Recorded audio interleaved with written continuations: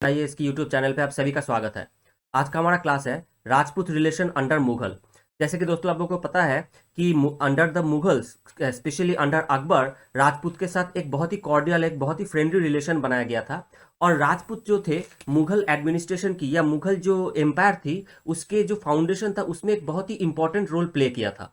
तो राजपूत रिलेशन जो बिल्ड किया गया था वो मेनली बिल्ड होना शुरू हो गया था हुमायूं के टाइम से ही, लेकिन ये अकबर के टाइम से ये सबसे ज़्यादा बिल्ड हुआ। लेकिन जैसे औरंगजेब के टाइम पे हमें ये देखने को मिलता है कि बहुत सारे जो पॉलिसीज थी अकबर की उसको रिवर्स किया गया था।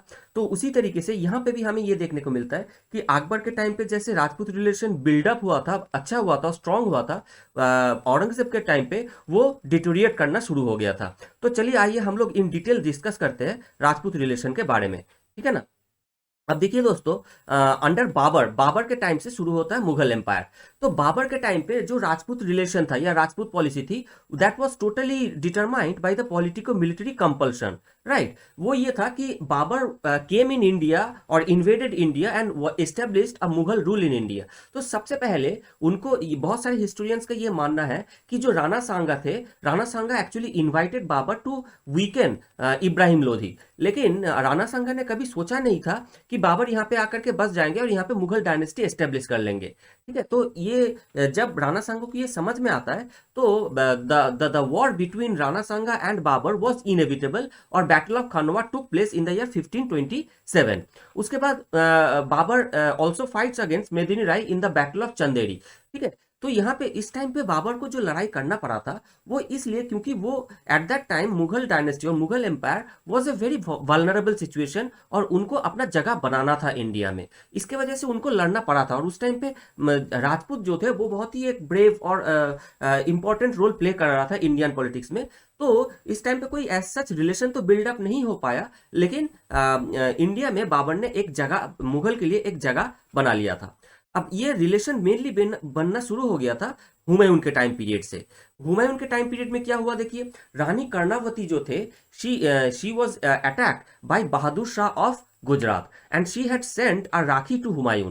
तो Humayun had responded to the invitation और the request by Rani Karnavati. और हुमायूं वहां पे गए भी थे मेवाड़ पे कि रानी कर्णावती को हेल्प करने के लिए। लेकिन जब तक वो पहुंचे तब तक वो उसका प्लंडर हो चुका था। लेकिन हुमायूं ने बहादुर शाह का पीछा नहीं छोड़ा और बहादुर शाह के मतलब कि बहादुर शाह को उन्होंने डिफीट भी किया था। Finally Bahadur Shah escaped and took shelter under the Portuguese. तो वो तो चलिए एक अलग कहानी है, लेकिन इस टाइम पे एक राजपूत रिलेशन बिल्डअप होना शुरू होता है। और फिर जब हुमायूं को अपने सिंहासन से हटाया जाता है, मतलब शेरशाह सूरी हुमायूं को डिफीट करता है इन battle of Chausa and battle of Kannauj, and finally in the year 1540 Humayun को हटाया जाता है दिल्ली के सिंहासन से। तो उस टाइम पे जब हुमायूं 1540 से लेकर के 1555 तक हुमायूं जब रिफ्यूजी की तरह रह रहा था, उसी टाइम पे अकबर का बर्थ होता है इन the year 1542 and that took place in a Rajput fort of Amarkot. ठीक है ना। तो इस टाइम पे हुमायूं को शेल्टर देने के लिए राजपूत फोर्ट, मतलब राजपूत ने काफी हेल्प किया था। और ये एक बहुत ही इंपॉर्टेंट रोल प्ले किया था हुमायूं के माइंड में भी, राजपूत के बारे में जो इंप्रेशन उनके माइंड में बना था। बाद में चल के जो पर्शिया के रूलर्स थे शाह तमस, उन्होंने भी उन्होंने जिसने हुमायूं को हेल्प किया था अपने टेरिटरी को रिकैप्चर करने के लिए, उन्होंने भी हुमायूं से ये सलाह दी थी, एडवाइस दिया था कि अगर इंडिया में he is serious about Mughal empire in India, then he should build a good relation with the Rajput, looking at the nature and the character of the Rajput। ठीक है ना। तो ये था हुमायूं के साथ जो हुआ था। अब देखिए उनके बाद अकबर जब आते हैं, अकबर का तो चलिए शुरू में 1555 1556 से लेकर के 1560 तक अकबर का ज़्यादा कंट्रोल नहीं रहा अपने राज में, क्योंकि ही वॉज माइनर और उनका एक लीगल गार्जियन अपॉइंटेड किया गया था बैराम खान को।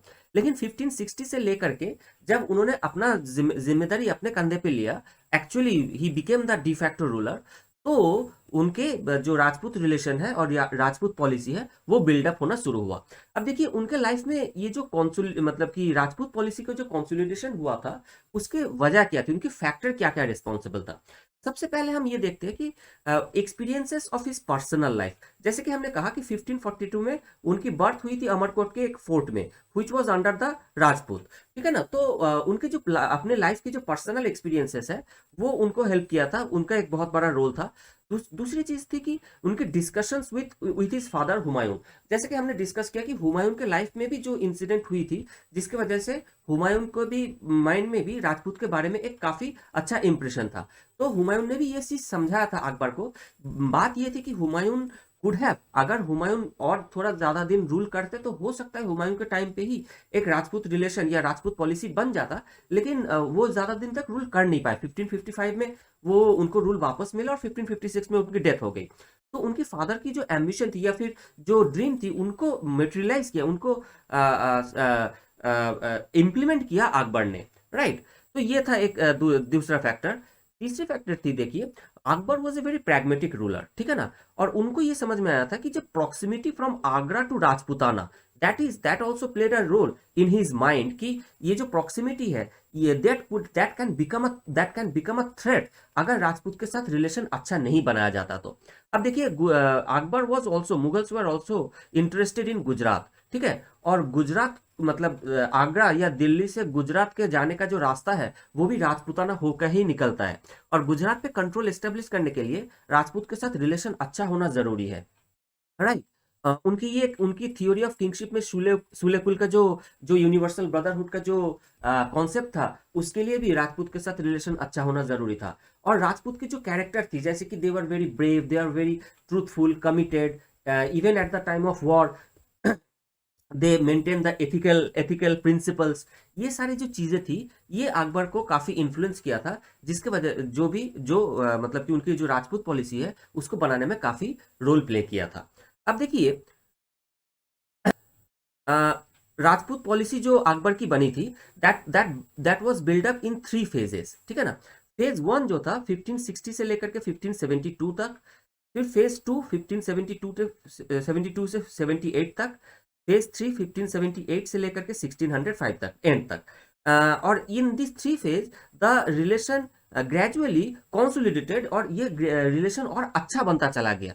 तो फेज 1 में जो रिलेशन था वो एक वार्म रिलेशन था, एक अच्छा रिलेशन बना था, एक फ्रेंडली एंड कॉर्डियल रिलेशन बना था। जैसे कि राजपूत लोगों को वतन जागीर प्रोवाइड किया गया था। जो वतन जागीर के बारे में हमने मनसबदारी जो क्लास है उसमें हमने अच्छे से डिस्कस किया है इन डिटेल।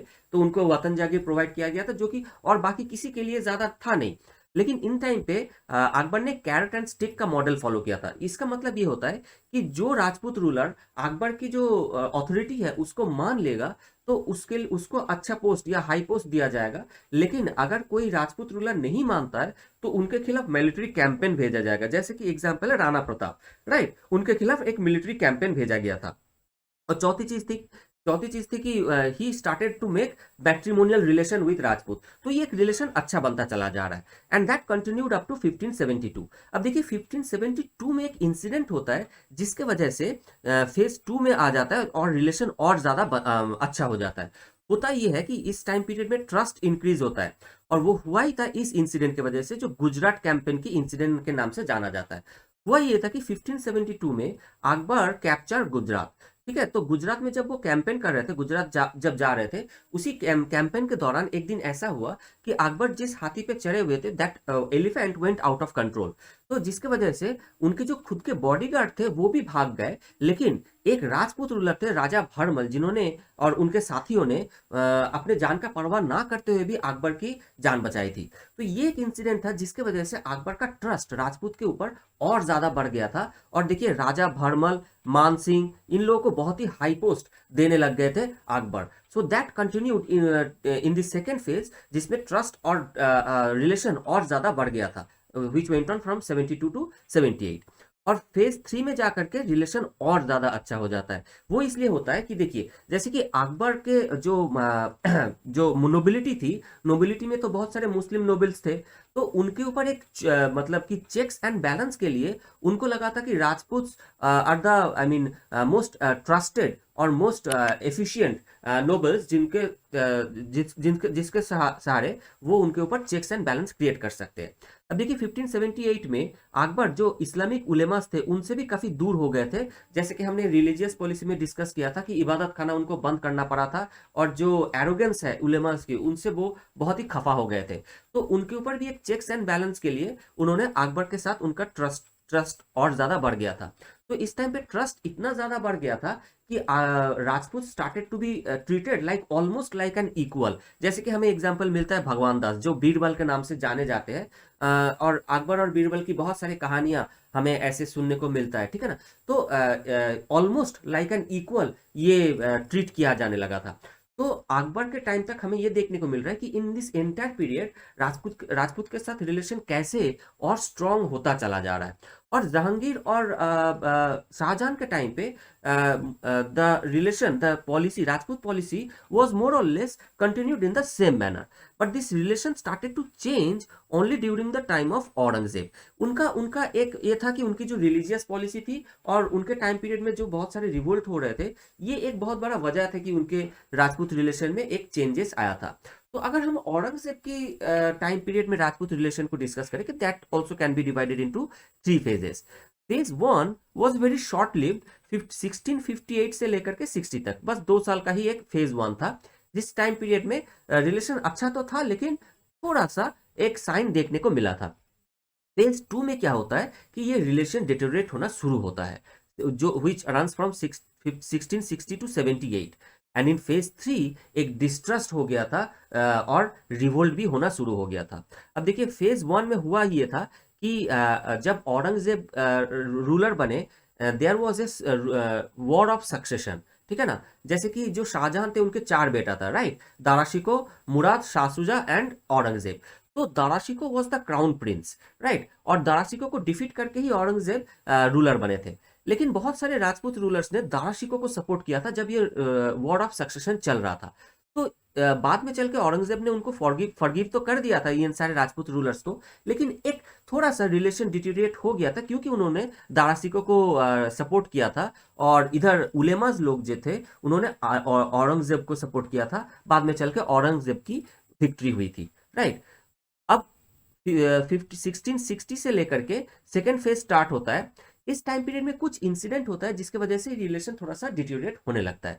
पहला इंसिडेंट है, देखिए 1660 में क्या होता है, राणा राज सिंह एक अपने जो नेबरिंग स्टेट है किशनगढ़ को अटैक करता है। अब देखिए Kishangarh was also a Rajput state, Rana Raj Singh was also a Rajput, और किशनगढ़ को अटैक करके उनके जो प्रिंसेस है वो उनसे शादी कर लेता है। लेकिन देखिए यहाँ पे जो किशनगढ़ था that was a protectorate under the Mughal.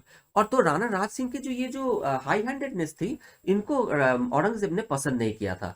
तो इसके वजह ये एक इंसिडेंट था जिसके वजह से उनके मन में एक नेगेटिव इंप्रेशन पड़ा था। दूसरी चीज जो हुई थी, दूसरी इंसिडेंट 1663 में, देखिए उस टाइम पे शिवाजी मतलब मराठा की तरफ से शिवाजी काफी डिस्टर्ब करने लग गए थे औरंगजेब को या मुगल एम्पायर को। तो शिवाजी ने पुणे पे अटैक किया। तो उस टाइम पे Shivaji had got Shaista Khan injured. Shaista Khan एक मिलिट्री कमांडर थे under the Mughal, and Shaista Khan was under the protection of Jaswant Singh. अब जब शाइस्ता खान को इंज्योर किया गया तो जसवंत सिंह के ऊपर एक नेगेटिव इंप्रेशन पड़ा औरंगजेब के मन में। अब तब शिवाजी को कंट्रोल करने के लिए जय सिंह को भेजा गया, who was the most capable Rajput commander under the Mughal. Phase 3 में क्या होता है, देखिए ये और कुछ इंसिडेंट होता है जबकि रिलेशन और खराब होने लगता है। इस बीच में इस दौरान एक बात बता देता हूँ, जैसे कि 1667 में जो जय सिंह थे उनकी डेथ हो चुकी थी। तो जय Singh was the only Rajput commander who was enjoying the high trust of Aurangzeb. लेकिन 1667 में उनकी जब डेथ हो जाती है तो वो ट्रस्ट भी और नहीं था। 1678 में अब थर्ड फेज स्टार्ट होता है। देखिए इन कि कुछ इंसिडेंट होता है जिसके वजह से ये चीज होता है। जैसे जसवंत सिंह जो थे उनकी 1678 में डेथ होती है। अब जसवंत सिंह डायड उस टाइम पे उनका कोई सक्सेसर नहीं था। तो मेवाड़ को एनेक्स कर लिया जाता है, मतलब औरंगजेब मेवाड़ को एनेक्स कर लेता है। लेकिन बाद में पोस्थुमस एक सन की बर्थ होती है, अजीत सिंह। तो औरंगजेब ने उनको इम्पोस्टर एक डिक्लेयर कर देता है और मेवाड़ को एनेक्स किया हुआ रहता है। तो क्या होता है, मेवाड़ में रिवोल्ट होना शुरू हो जाता है और मारवाड़ भी ज्वाइन करता है बाद में। तो क्या होता है कि आ, इस टाइम पे औरंगजेब के अगेंस्ट बहुत सारे रिवोल्ट होना शुरू हो जाता है। That is all about the Rajput relation with under the Mughals in this class.